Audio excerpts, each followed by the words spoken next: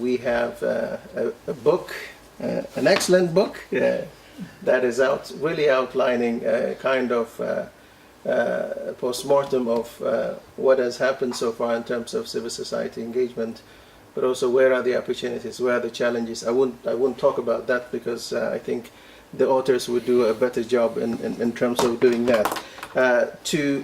To do that, we have a very distinguished group of people. Some I know, some first time I learned about you. I googled you. A very impressive group of people.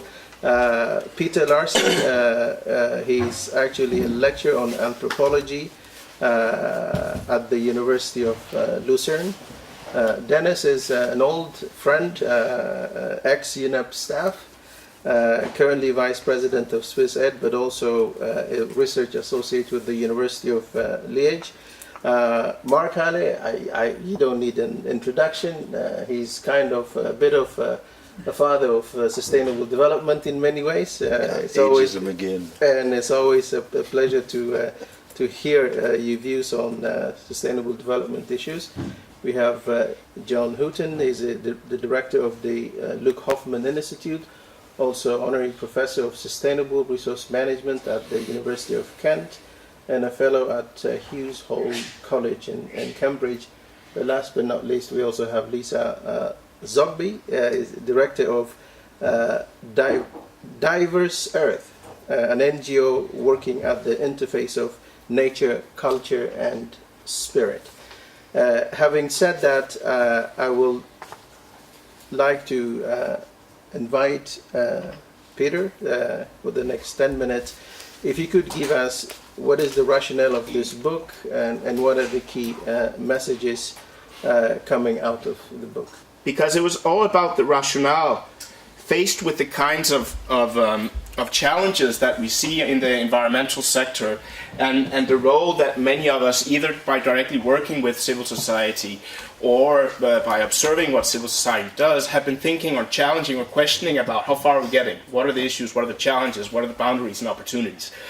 And that was also the motivation behind our book. Behind our book was partly for two reasons. Some of us have a long history of sort of moving in and out of academia, in and out of environmental civil society, seeing both challenges and opportunities being transformed as we move along. And we thought it was an interesting opportunity to really try to think about it and challenge that. When I moved back into academia quite late, and I'm now with the University of Lucerne, I found this whole critical literature about what environmental organizations were doing or were not doing. And I kind of felt how I need to deal with it, I need to think about it and engage with it. Therefore, that was part of the motivation writing this book. When we organized a meeting with Denis here, who's also contributing to the book, we wanted to bring that debate to Geneva. So there are three circles, as you might see. There's the book, which has 9 chapters, and then we have a bunch of great conservation thinkers and practitioners responding, sometimes very critically, to the kinds of chapters that are in the book. I'll encourage you to read it. And we immediately thought we want to organize debates in different places. So for the moment, we've had a debate in Cambridge, which was very good, at the David Attenborough House. We're organizing a debate here in Geneva. We hope it'll be a productive discussion as well. Plans also are for now a discussion in Delhi, and we had tried to get one going in Washington, D.C. with the big American NGOs as well. It hasn't materialized yet, but that's the spirit of it, debate. Personally, it was also about trying to get the debate beyond the sort of either the doing good of NGOs or the very critical side of things, NGOs are just maintaining business as usual, and how can we get the analysis and thinking going beyond that? So how do we move, first of all, there's an introspective element for someone like me or Denis and others who have worked within these organizations. How do we move beyond what we're already doing and think also critically about what we're doing, beyond just this thing about more is better and having a more critical approach. And the other side, we found extreme high levels of critique also emerging in the literature, of popular discontents, from NGOs going from being kind of underdogs to becoming bulldogs from some perspectives, and even movements arriving or at least being launched against conservation. So what does that mean? How seriously do we need to take that? Things like Stop the Con. This was from a report on Bolivia a couple of years ago where the vice vice minister at the time, said arch of power and domination in the Amazon, where you had foreign enterprises, foreign governments, and also NGOs as this arch of power. So how do we deal with that? How do we think about that? The debate has been extremely polarized. And part of the rationale behind the book was trying to get beyond this polarized discussion and getting real somehow about some of these things. Because if you read some of this very critical literature, you almost have the impression that NGOs have gone from being non-governmental organizations to become neo-governmental, non-governed, no good, nature-grabbing, or new goods organizations, no? If we're to play around a bit with the acronym NGOs. Is it really that bad? Well, obviously, if you work within the NGOs, this is a pretty harsh critique. But if we sort of scale it down a bit, the questioning is more about, can we also problematize and challenge a bit the ways NGOs are working, not necessarily demonize them. So how do we get beyond that sort of very, very polarized discussion? And in that respect, one thing that has really struck me has also been involved with looking at environmental civil society in many of the places we work in the Global South, where the situation is very different from this issue of domination and power. Actually, the power situation is quite the opposite. A lot of environmental civil society organizations being threatened. Here are images of people receiving death threats, of course, and environmental defenders getting killed. So we're also facing really an environmental civil society space in many countries that's narrowing down, you know? So in that sense, social science needs to get real and critical about not just over-focusing on power as a big NGO issue, but also looking at and understanding the dynamics going on among a lot of the local civil society organizations that are trying to make a difference across the world. So therefore, if we talk about power and politics as a question that keeps on coming up in the book, let's move beyond just being NGOs as being the powerful, but neither also sort of between being pacified and powerful. There are clearly lots of power dynamics going on, but we need to be much more specific. Another topic that comes up a lot in the book by several of the chapters and the commentators regards the work of engagement with market-based instruments. So is the market a solution or a problem for conservation issues? How do we understand those dynamics? How do we engage with it? Again, can we move beyond sort of polarized discussion of either market buy-in or contestation? I think again there we're trying to sort of open up the floor, and one of the hopes with the book was also to bring in a bit more critical voices, but it's tense. I mean, the debate is tense between people engaged coming from a more critical literature and people sort of from a more pragmatic perspective, but at least we're trying to nurture that dialogue. The subtitle of the book, Exploring the Boundaries, goes in that sense of saying that environmental NGOs, conservation NGOs today, really can be understood better if understood through their boundary interaction and engagement with businesses, with states, with communities, and here I added international organizations here in Geneva as well. But the point is, how do we go for a more fine-grained analysis of the issues at stake? How do we move from single issues to global scale challenges, but also recognize the mundane, real, everyday life matters that NGOs face, no? And again, coming from a practitioner perspective, it's all about also making sure that NGO activities survive, that you have your basic funding, for maintaining your programs, that you have the political buy-in from the states where you're working, and so on. So there's a lot of boundary negotiation going on there. And finally, of course, and most but not least, that we get more real about understanding conservation impact, and that's also where we want to push the bar a bit in terms of how big a difference are we making. And I think Denis' presentation is a good example of that, the chapter that you contributed with the book, sort of problematizing, are we actually achieving what we're hoping to achieve with the work we're doing as conservation NGOs. So I want to shift the debate from not necessarily blaming the messenger, if we consider NGOs as the messenger of some of these sustainability issues, towards having a more nuanced perspective. And I also think we need to do that given the current onslaught on sustainable and environmental institutions, no? And I'm thinking here, for example, just on the sustainability politics between Trump breaking down environmental institutions in the US, towards Macron talking about doing shock therapy in Le Monde yesterday, right, after the meeting in Paris. So that's on the one hand changing sustainability politics. We need to understand there are diverse conditions across the globe. NGO activity clearly varies a lot, and the conditions for it. And again, a lot of the people that we've been meeting throughout the years are facing very tough working conditions, and we need to recognize that.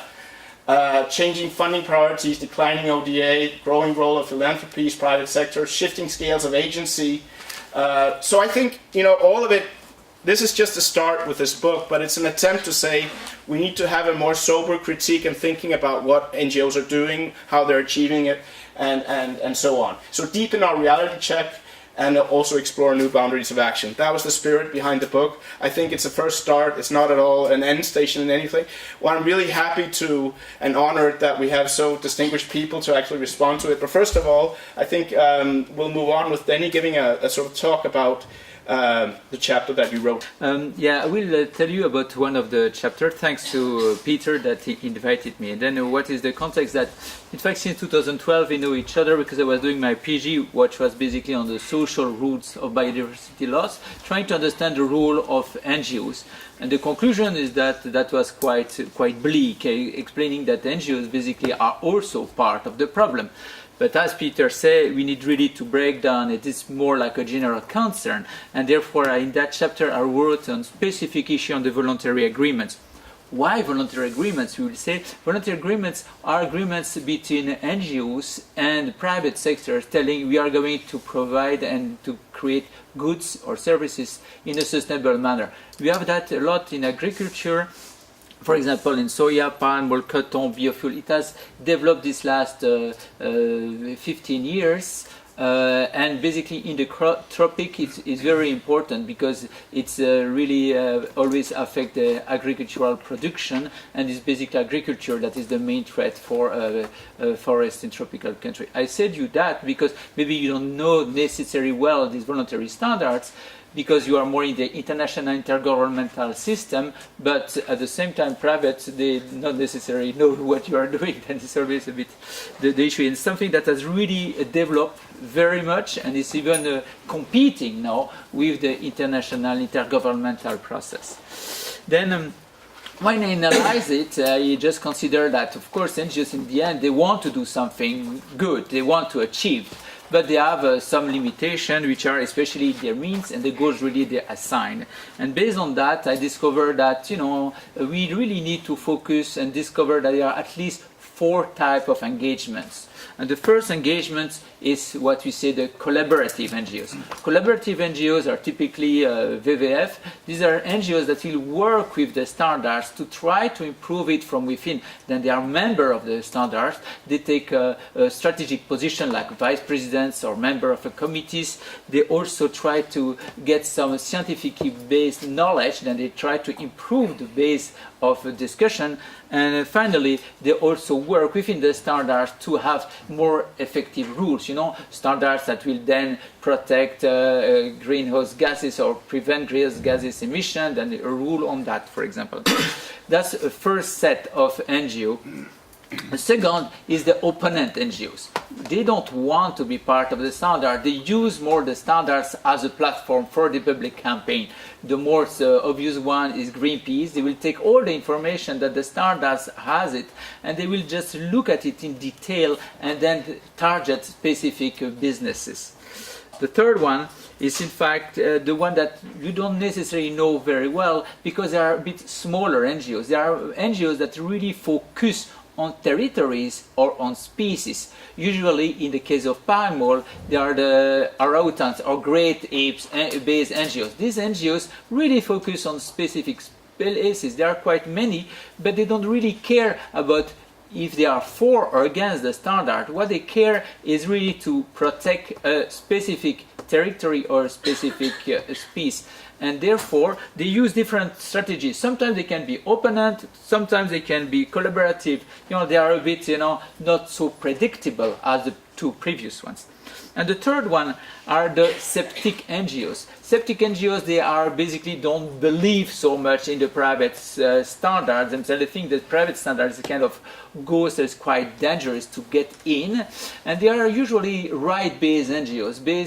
They are like Friends of the Earth. They are NGOs that really focus on local communities' rights or socio-economic or socio-environmental conditions at local level, and they really try to secure more land rights or land access for communities or for the biodiversity conservation.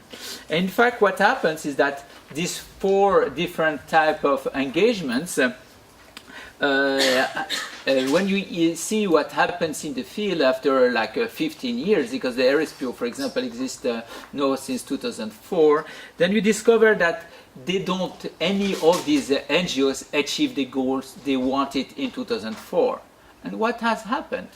It happens 2 things. First, the standard itself becomes an institution that prevents each different actor to reach his goals. Why does it prevent? Because it forces the actors in behaving in a certain manner. Then even if Greenpeace or even if WWF wants to really achieve its goal, the standards is very powerful and in fact force the different actors to behave in a certain manner.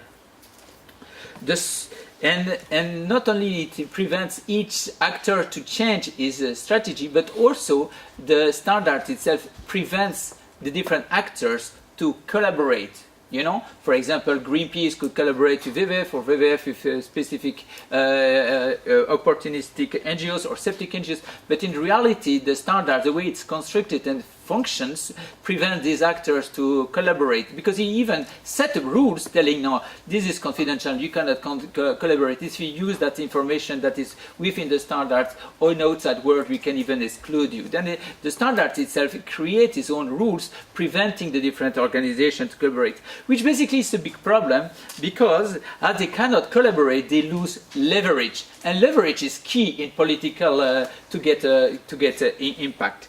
And the second thing is that the standard, voluntary standards, by the way it's working, really is promoting a managerial discourse of, you know, we are going to do something, but next year we are going to improve. It's a logic of continuous improvement. This logic of continuous improvement has a specific effect.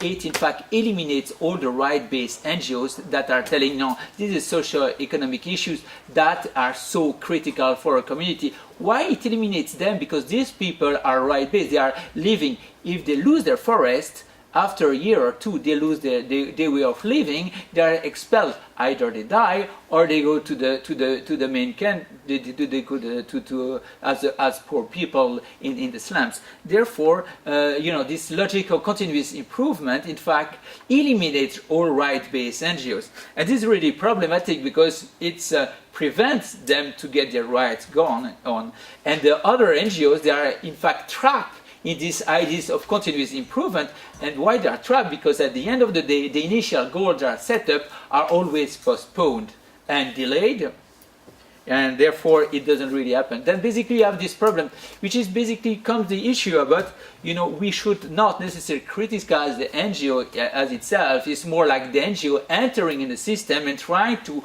work with the system with their limitation, and therefore what can it do better? Then there are 2 options to get better. Either NGOs could really learn to work in a much more collaborative way using different strategies of engagement, and I must say I don't see that often happening in the world. Or they can also be much more clearer on the initial goal and be accountable to it, which also I don't really see a lot of time. You know, the initial goal are set up in 2004, but we don't see necessarily NGOs telling themselves, no, I failed what I should do, and there is no much also a learning process and accepting that we have a failure, which I think is a bit damaging for itself, because as there is no acceptance that we have failed, there is no also a learning process to improve. A couple of things I picked up, for example, how do we get rid, especially air pollution is killing 7 million people a year, 19,000 a day, that's what it means. And you're talking about civil society space shrinking a little bit. I think there should be a lot of space for civil society. When you're seeing 19 million people dying around the world every day, that is getting real. So in that context, and taking on what the 2 gentlemen have said, let me turn to Mark and some reflection on what you have got out of the book, but also maybe a little bit of counter intervention on what they have said. Thank you, Mondi. And let me start by congratulating Peter and his co-author, co-editor rather, and the authors of the chapters for putting together a very interesting and quite challenging set of arguments.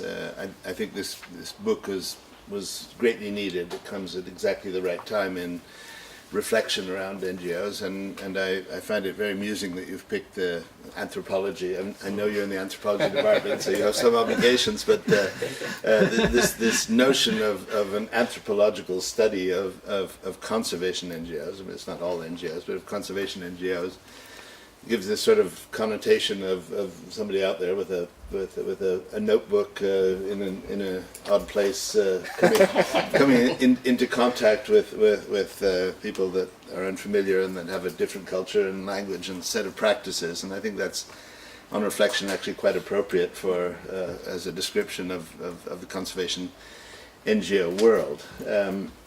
I think it's a very interesting book, and I hope that you do manage to stimulate a number of debates around the globe on that. So thanks for including me, and thanks for letting me have a copy to read and look at. So, Albert Einstein used to say that the environment is everything that is not me. And if you like, we face the same problem with the NGO world. The NGOs, after all, define themselves by a negative. They are not governmental. They're non-governmental. They are, in a sense, everything that isn't in the public sector. And that creates a problem, because if you want to be accurate and academic about NGOs, they cover an enormously broad set of organizational forms, business models, approaches, and places in society. As the executive director of UNEP pointed out the other day, the NGO world includes ISIS, which is rather an unfortunate choice of example, but and on top of it wrong, because ISIS pretends to be a state. Right. So in fact, ISIS is not in the NGO world. I'm glad to say. So that was wrong. But I think that both of you have set the argument up in a very interesting way, and both of you are sort of suggesting that NGOs or conservation NGOs should be judged on their impact. So it's maybe interesting to an academic to categorize NGOs in different boxes and put them on different charts in different places. For most of us, what we're looking for from NGOs is that they move us forward in terms of understanding or solving problems, that they contribute to a world that, as a result of their action, is going to be a better place. And in that, it's very interesting to look at the pros and cons of the conservation NGO world, to see what they have done well, to see some of the dead-end streets that they've managed to drive themselves into, and to look at what they are doing to renew and improve their impact. So you look at conservation, the principal problem of conservation is that we are not advancing towards a balanced planet at the pace and at the scale that's necessary. And this is in no way intended to sort of show disrespect for the work of thousands and thousands of men and women who give their souls to this work. I come from that community myself, so I respect it. But even by the standards we set up, by the measures we set up, we are falling behind what is required to put our planet onto a balanced footing. And so, if you like, you can say that by and large the conservation community has not yet succeeded, which is a nicer way of saying that it's failed, but it has certainly not yet succeeded. And it's not yet succeeded in a world that is rapidly changing. So it presents a couple different sets of challenge. One is to evaluate what's worked and what hasn't worked, and how you can build on the former and phase out the latter.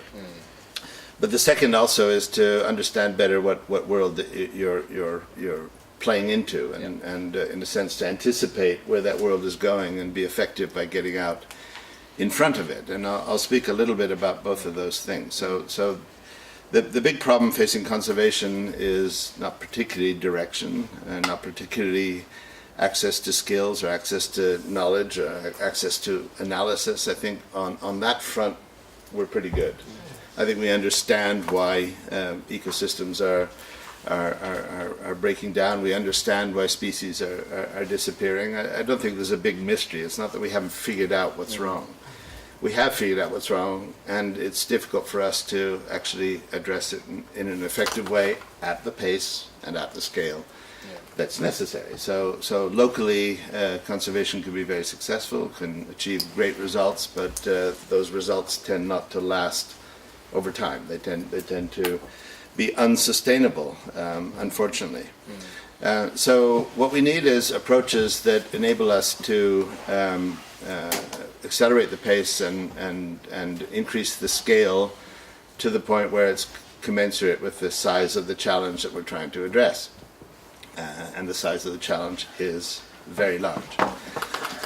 What you have in the NGO world is the advantage of not being governmental.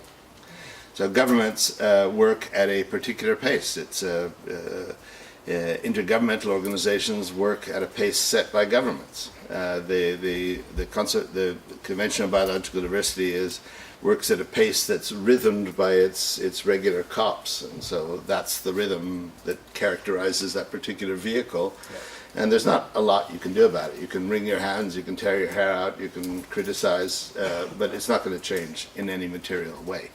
Governments work slowly, and when they get together to address common problems, they work even more slowly and under even more limitations than they have at the national level. So the NGOs have an opportunity to go beyond that and say, okay, we're not constrained by that, and therefore we will change things. They're constrained by two things. One is, and probably the greatest one, is incumbency. This notion that NGOs essentially observe the game, enter the game, and say, we're here to sort of speed things up, to kind of break down some obstacles, to allow the flow to work better. But in doing that, they've accepted fundamentally the game. Yeah. John and I were both at a biodiversity meeting in Bourgy-Bossé a few weeks ago, and I listened to the IUCN presentation on their strategy going forward to 2020 and the big biodiversity summit in Beijing. And the strategy was entirely within what I call CBD world. It's the processes, SABSTA, the COPs, this, that, and the other, and they're contributing to it, and they're mobilizing to make better input into that process. But if that process isn't going to work, you're actually wasting your time. So I don't think they're wasting their time. I just think that the really interesting potential for progress lies outside that. And so it comes to the second thing, which is that we are, by accepting the game, by becoming incumbents, by sort of, it's like you're a factory that provides spare parts to an engine. You're kind of tied to the car maker because that's what you do, and you are not therefore looking at the opportunities to break out of that completely and do something different. So if you stand back and look at the way the world is going, action by and large is not coming from governments or intergovernmental decision making. Intergovernmental decision making and government decision making creates a framework, and we should all be pushing for that framework to be more favorable to the mission of conservation. But by and large, that's not where it's happening. So it is happening at subnational jurisdictional level. So it's happening in the state of California, it's happening in cities, it's happening in communities. So it's not just that the entire public sector is a write-off, it's that action has moved to a different level within that. It's happening in the development of completely new business models and approaches. So if you look at how millennials by and large look at conservation, they care about it, they care about sustainability, they care about the fact that our world is in bad shape and getting worse, but none of them say, gee, we probably ought to sign up for CBD and lobby, or say, well, actually we better go to Washington and speak with our Congress. They have written that off completely. It's uninteresting. it's uninteresting. That's not where they're focused at all. And what they are focused on, instead of saying, all right, that stuff didn't work, so what can we create that does work? And it's a disruptive approach. It's an approach that sort of eliminates all the assumptions linked to incumbency and allows a huge amount of creativity. So I think the future of conservation, the future of conservation NGOs, lies in their ability to assess the challenge for what it is and to operate in consequence. Now, part of operating in consequence is that we cannot go on with a succession of small NGOs knocking at the door of a standard set of donors saying, I've got this really interesting project in Malawi, would you fund it? We've got to realize that rising to the challenge means operating differently. And Denis said that partnership was difficult among conservation NGOs. They better learn it or they're going to be irrelevant. So the donors themselves, if you look at the philanthropic community, they are coming together and creating coalitions. They're bringing funds. Why? Because they realize that the problems are actually a lot more complicated than we thought they were, a lot more difficult than we thought they were. And therefore, if they are to raise their level of activity to address the size of the problem we now understand is there, they are putting themselves at enormous risk of failure. So they spread that risk by bringing together donor coalitions. And the NGOs need to respond in the same way. We need to say, all right, to address this problem, we need what the Hoffman Institute can provide, but we also need what Swissaid can provide. And we need 5 or 6 other or 10 other groups there, because together we not only bring the skills to the table, but we have the weight necessary to deal with that problem. And so I see that as the future. I see the real failure of the conservation NGOs lies in the fact that they are operating on a false assumption. The false assumption is if we bring the analysis, if we bring the science, if we bring recommendations to the table, then somebody else is going to pick them up and implement them, and the world will be a different place. Instead of understanding that there's a real continuity that runs from science and analysis, data, measurement indicators, across to the policy formation process, and through that to politics, and through politics to action. And unless the NGOs manage to be effective as they are at the science end, across the entire spectrum, we probably won't succeed. So I'll leave my introductory remarks there and hope to come back with a few other considerations. Good. Thank you very much, Mark. Let me move to Jean from the Luc Hoffman Institute. If you could react based on what you heard from the 2 gentlemen, plus your first-hand experience reading the book. The 2 gentlemen and Mark. That goes without saying.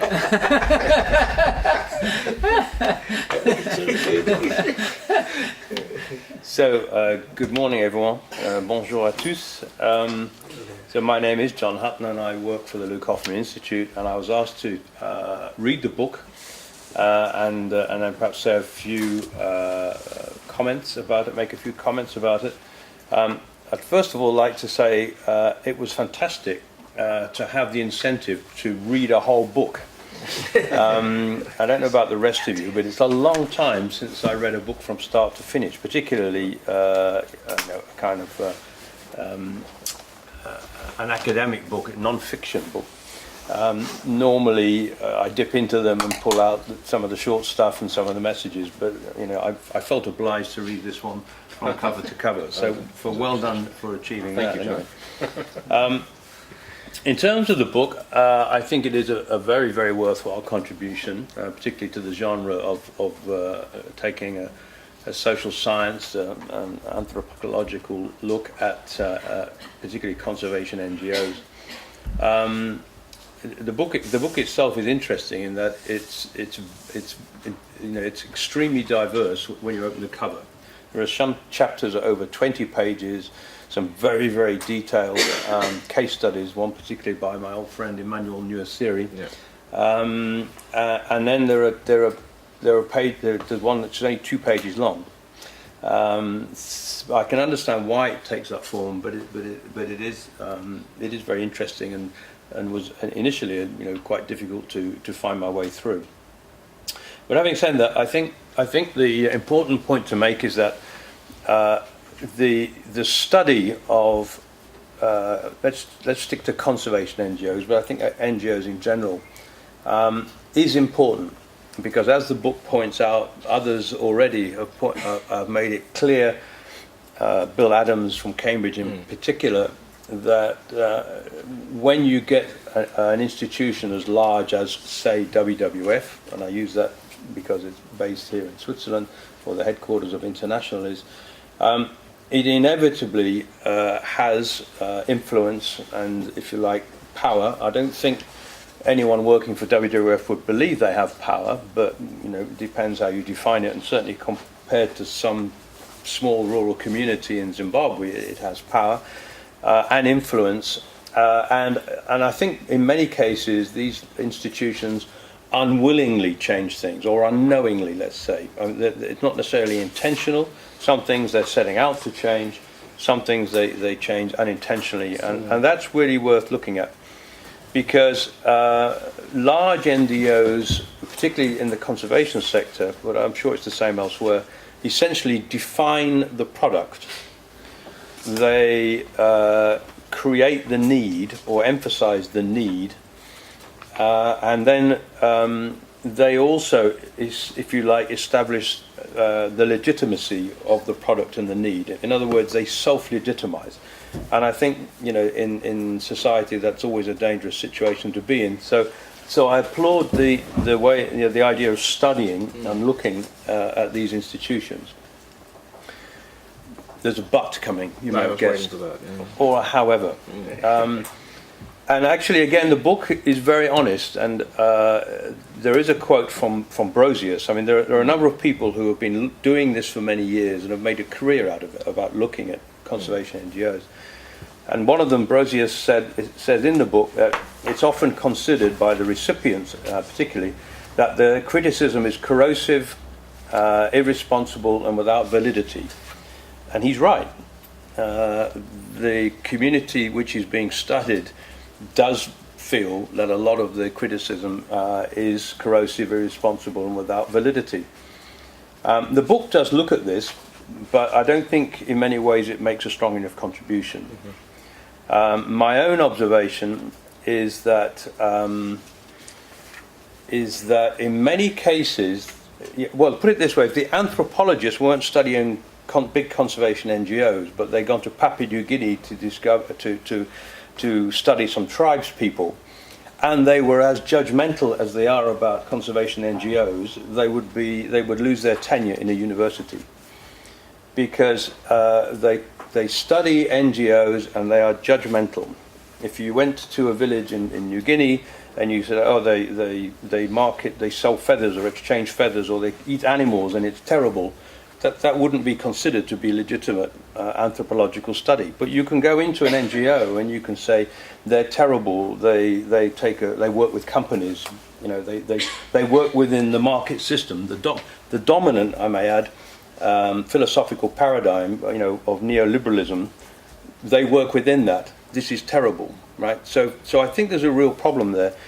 And one wonders who's doing the anthropology of the anthropologists here, who's watching the watchers. Because I do think there's a problem. Not with all anthropologists. There are present exceptions who are with us, and that's why the book is so interesting. But I think anthropologists as social scientists, some of these anthropologists don't practice their own discipline very well. So I don't see any co-production in some of these studies.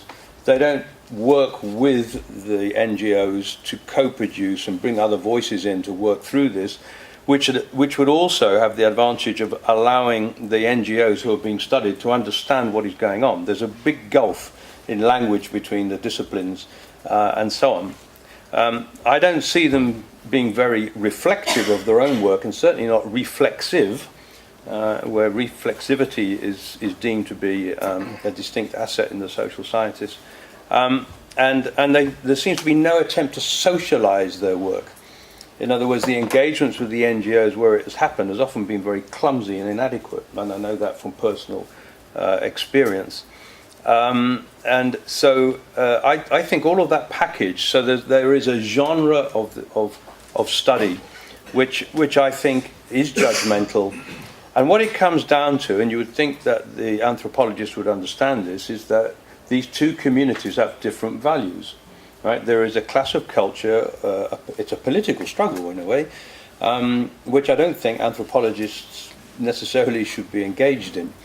And many of the anthropologists here make the assumption, and I've got some quotes here, that neoliberalism is a bad thing. Now, I'm not getting into that debate. I mean, anyone is welcome to loathe neoliberalism or alternatively loathe communism. That's your choice, and it's a value system. But a lot of the literature of the study of conservation NGOs says these people work with these companies, therefore they are bad.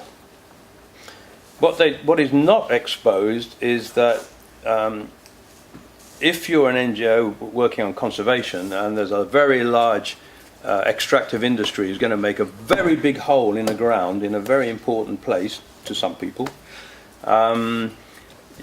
so do you not work with those people? Do you not try and get them to improve their practice? Do you not try and get them to move the hole somewhere else where maybe it's not impacting those values? To me, you know, the argument is well, it's at least naive, and that's being generous, I think. So anyway, I won't say too much more on that, but I do think there is a genre of anthropological study which is really unhelpful, and it does revolve around a cadre of individuals who've been doing this for a very long time, and in my opinion, the right expression is that they've been getting away with it for a long time. What I liked about the book is that it brought in other voices. It did provide a platform for conservationists, if you will. I don't know what a conservationist is, but it's people who think it's their profession, perhaps. So I think some of the best chapters are the short ones from Kent Redford and David Wilkie, and there's one from a guy called Cleary. Good work, I thought. I mean, strong rebuttals and a strong explanation. That doesn't excuse the fact that some things that NGOs do, conservation NGOs do, is unhelpful, deliberately or otherwise. There is a long history of them impacting local communities, indigenous peoples, and doing things which I personally don't find helpful or attractive. But I don't think you balance that out by having another set of people who are studying it and essentially making their own mistakes. Yeah. What is needed is a dialogue. Yeah. And I come back to my earlier proposition, is that the language between social scientists and particularly the biological scientists, but physical scientists, there's a massive gulf. Mm. So you can see, I think, that my feelings, not about the book, right, which I think it was an honest attempt to create a debate, but I do think there is a problem with some of the genre of anthropology looking at conservation NGOs. To reiterate, I think there are different cultural values. I think there isn't much understanding between them. And the community which you would expect to be trying to build the bridges, because it's their profession to build bridges and to understand social systems, are the anthropologists, and many of them, as far as I can see, have not done that. So if that sounds like a damning indictment, it possibly is. Thank you. Thank you, John. For sure, something I picked up is like they're behaving like two communities with two different cultures. This is something which is very applicable today when, again, I go back to how do we beat pollution? That begs the question is how do we make sure that governments, civil society, business work together?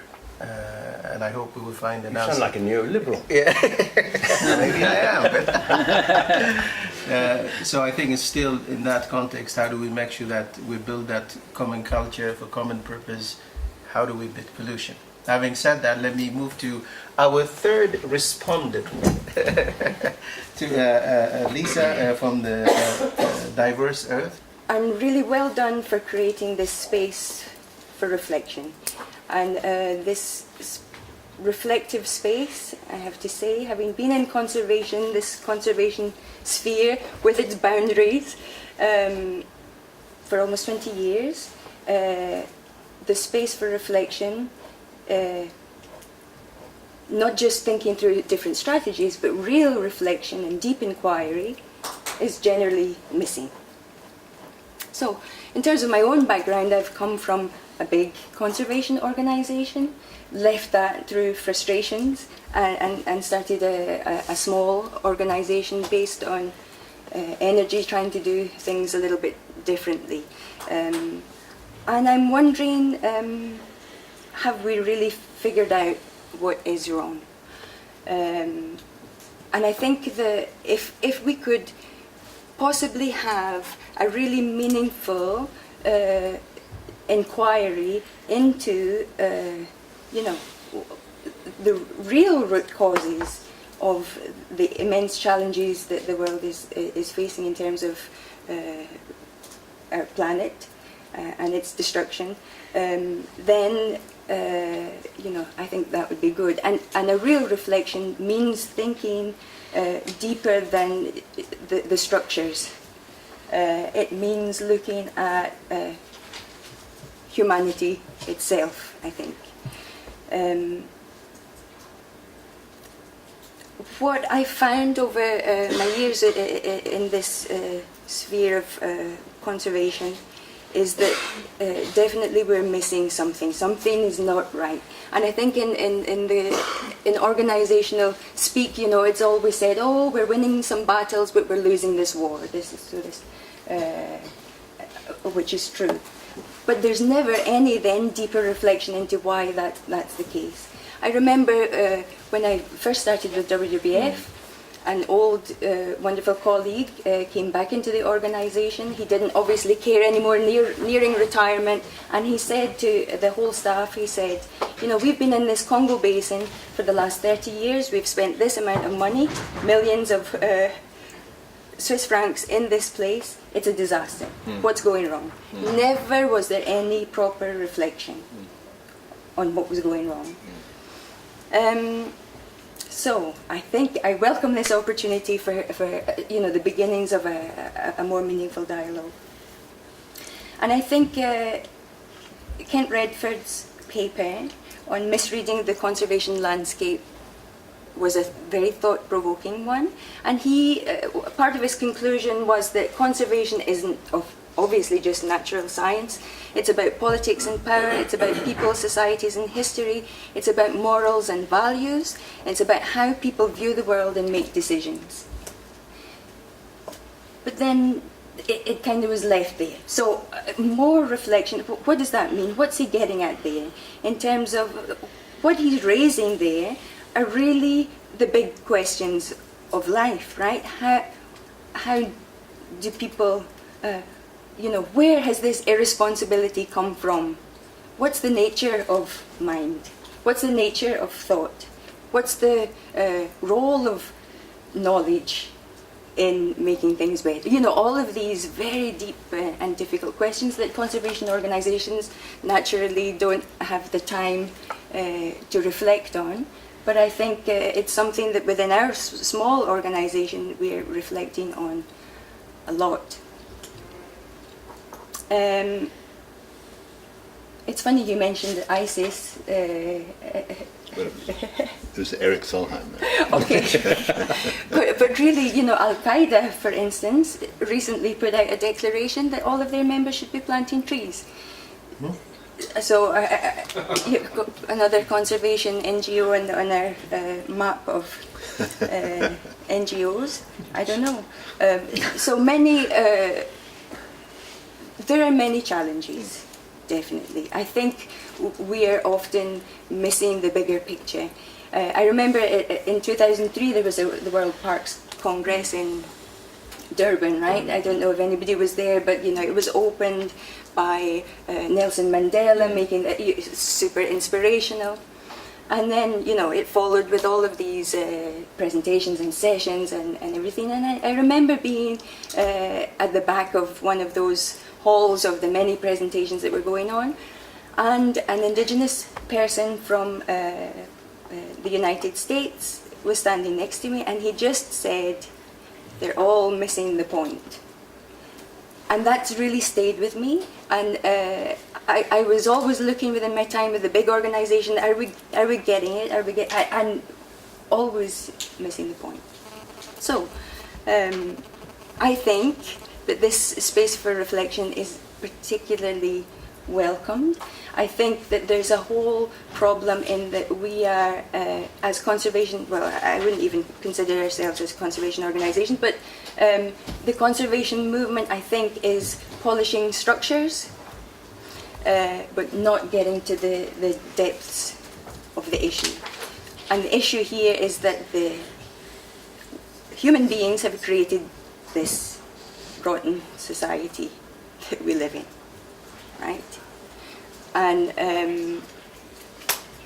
so only a deep look at each individual human being, and for each individual human being to take responsibility for the whole, are we going to get somewhere? And that's a big question. I don't think conservation NGOs, as they are now, can do that.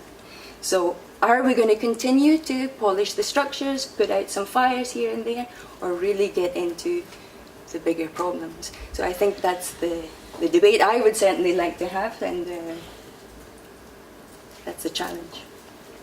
So, thank you. Thank you very much, Lisa. Let me turn to the two gentlemen who actually, one wrote the chapter, the other had extensive involvement in the book. For Mark's comment on that incumbency culture, to John's on cultures within cultures, and Lisa's in terms of millions spent but there is no impact, and what is wrong with us. Very good and provocative question indeed. Having heard the three respondents, may I give you 5 minutes to reflect on, then I can open the conversation. Thank you. It's quite provocative, but I think essential. Well, I will not talk about the whole book, but I can tell about this voluntary agreements and the standards, and why you really touch a very good point. Because in fact, in the voluntary standards I explain, in fact, all the actors are considered extremely rational.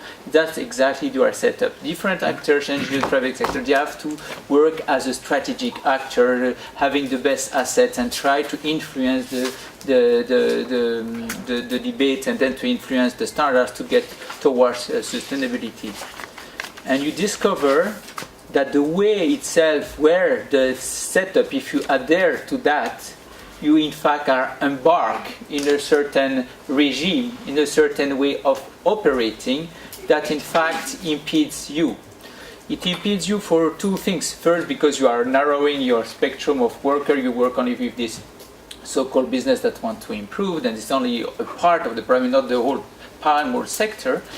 But in fact, there's a more deeper problem. And the more deeper problem is the following, is that it reflects and goes well with our liberal way of working, with this management discourse, with this basically way of working businesses, but also in fact work most of the people. But in fact, structurally, is not at all the way most of the societies have worked so far. And if we talk about, for example, the issue of biodiversity conservation, you see that all throughout the topic is where you have the highest carbon stock, but it's also where you have the highest cultural diversity on Earth. Then basically, if you talk now about how can we conserve, can you do something meaningful, would be very clearly to preserve and promote diverse cultural diversity, way of living, adapting to landscape. But if you adhere and go in improving a standard, we are not at all talk about that. You even eliminate that as totally irrelevant for the discourse, And therefore, when you enter in this improvement of standards, anything that is about respecting culture, spirit, respecting people, respecting the different way of living is simply irrelevant and then totally discarded. And that's basically why, in fact, as standards is extremely dangerous because, in fact, thinking that you are doing to improve something, in reality, in practice, what has happened is that you incorporate the palm oil production into the agro-business model that is controlled by, in fact, large firms here. And then you create a transnational territory, in fact, it's another paper that has written, where you, in fact, incorporate in a perfect world where everybody talks about the same thing, this model that is controlled by, in fact, large firms here. And then you create a transnational territory, in fact, it's another paper that has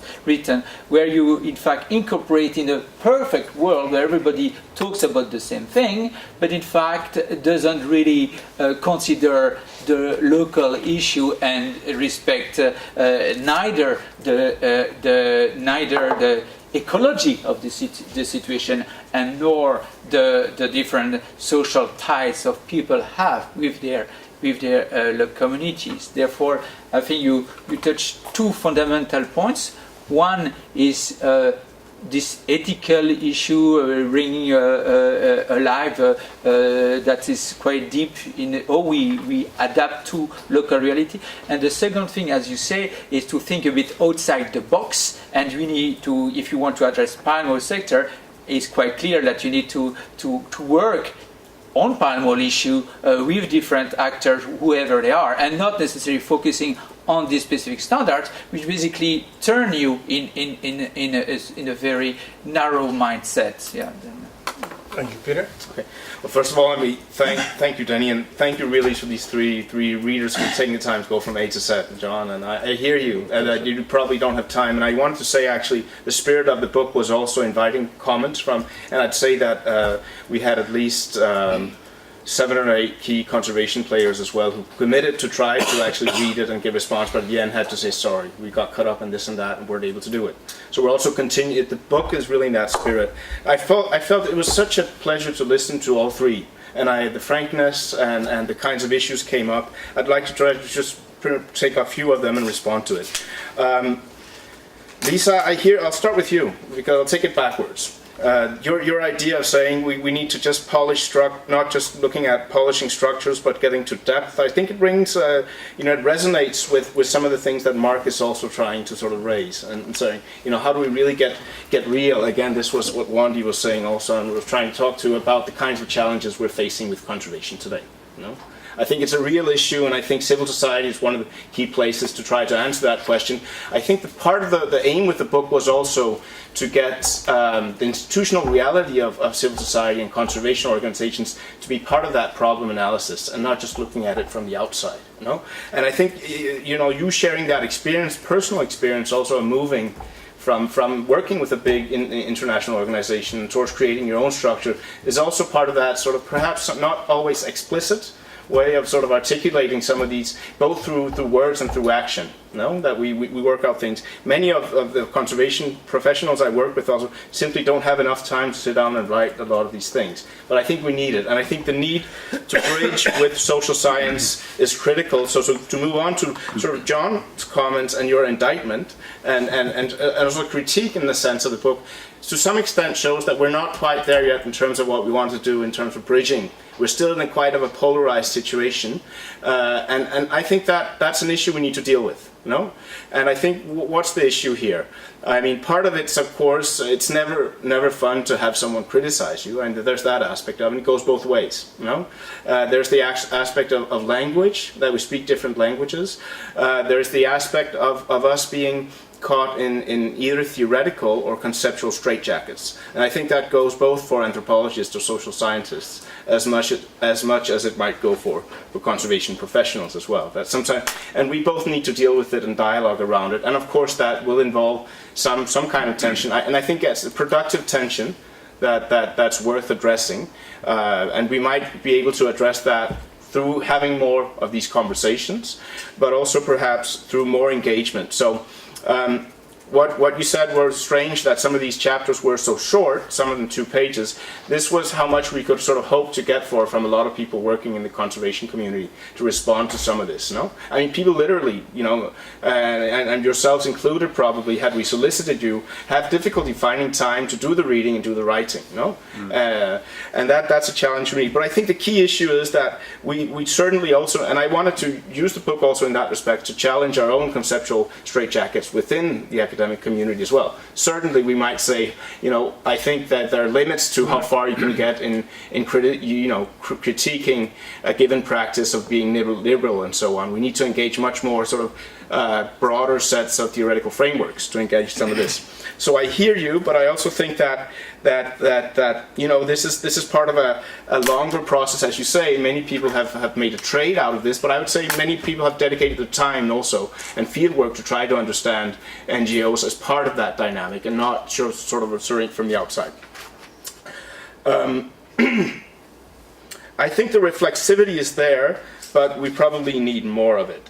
To move on to Mark's comments, it was fascinating to listen to you for a number of points. No, first of all, I was thinking back also on your own involvement many years ago in sort of basically shaping a lot of the sustainability concepts and language and discourse and so on when the conservation NGOs initially started working on this.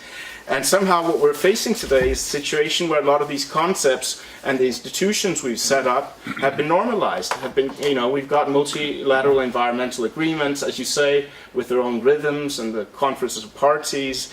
And in some respects, NGOs, from having, you know, set the agenda initially on some of these questions, have started following the agenda and trying to contribute towards it, and are not perhaps shaping the game, as you say, but rather participating in the game. No, and suddenly seeing somehow that perhaps to some extent the question is, are NGOs now being pigeonholed into sort of spaces where they aren't really sort of being able to sort of address and reshape the conservation agenda as much as one could hope for. And I think your call to sort of say we need new ways of working, new ways of thinking, well, how do we get there? No?